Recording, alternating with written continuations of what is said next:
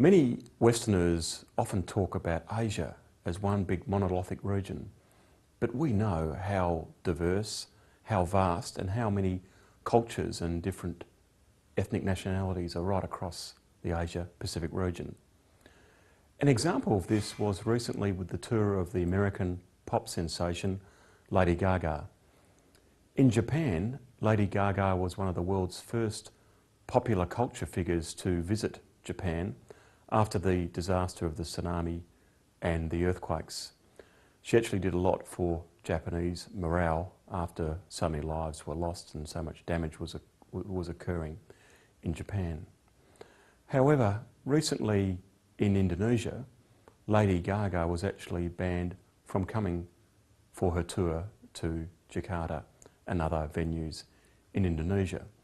There was a view that some of Lady Gaga's outfits and designs were offensive to the local population.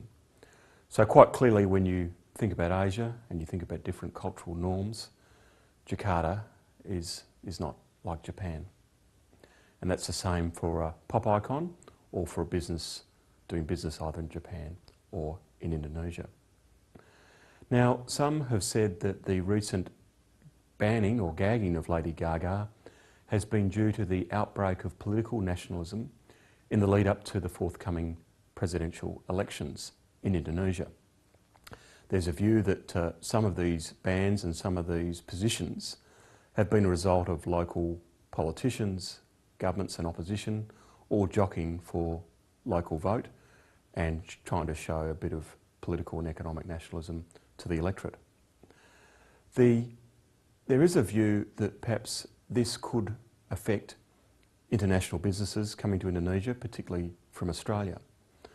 But when I spoke to some Indonesia watchers and some Australian businesses actually doing business in Indonesia, they said that despite some of the positioning that's occurring in the election and some of the local tariff changes, for the most part, they've actually found Indonesia a pretty good place to do business.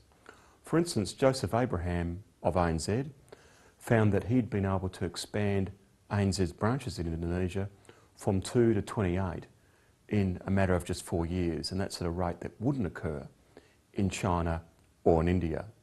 He said the rate of return for doing business in Indonesia was close to 30% greater than other Asian economies.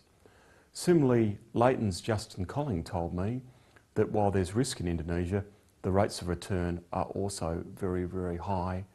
And in his business, 80% of which is mining, he's also found infrastructure, although challenging, actually a very profitable business. Leighton's plays a very important role in educating their Indonesian staff, taking them back to Australia and also improving their skills and capabilities within Indonesia itself. Similarly, Orica's Greg Patching actually sends his staff also to Australia for the technical and cross-cultural training, and he's found the Indonesian workforce really raising productivity and providing very, very good value for the company's operations throughout Indonesia. Many companies like AgSpec, run by Andrew Glynn, an agricultural company, have also wanted to do more for corporate social responsibility in terms of education in Indonesia. AgSpec has signed up with the Liverpool Academy to help develop not only education but also soccer, football skills in West Java, particularly in parts of rural Java where there's little access to training facilities. Liverpool, with AgSpec, have actually played a very, very important role in raising opportunity for Javanese youth, particularly in the rural areas. And they've done it through football. And as the Liverpool legend Bill Shankly used to say, football is not a matter of life and death, it's much more important than that, and only Bill Shankly could say that. I've noticed how interesting the Australia-Indonesian trade and economic relationship has occurred throughout Indonesia's move to democracy and throughout the different economic times that Indonesia has experienced. I actually noticed the strength of the Australia-Indonesian relationship when I was the co-MC with Frida Ledwini of Metro TV at the Australian Alumni Awards in Jakarta last year. Many captains of industry in Indonesia, many leaders of the government in Indonesia, many creative artists in Indonesia are actually educated here in Australia at our universities. In fact, at the awards, one of the leading recipients of the Alumni Awards was the Vice Minister Mahendra Siga, who is a leading trade politician in Indonesia. Now, he got this award at the time of the banning of live cattle from Australia to Indonesia, a very, very big diplomatic and political issue between the countries.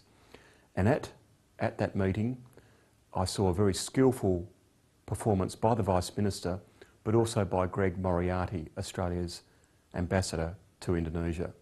And like all great skilled diplomats, Ambassador Moriarty, got Australia through a very, very difficult period, mainly because Indonesia and Australia have a very strong and understanding relationship, being so close together. Now, Indonesia is going through incredible change, becoming one of the world's largest democracies after the Asian financial crisis of 1997.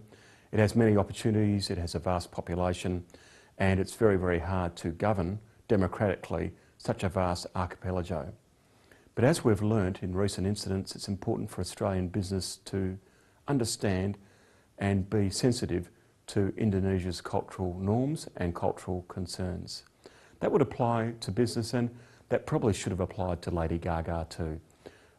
Like all businesses, Lady Gaga could have been successful and entered Indonesia and had her concert successfully.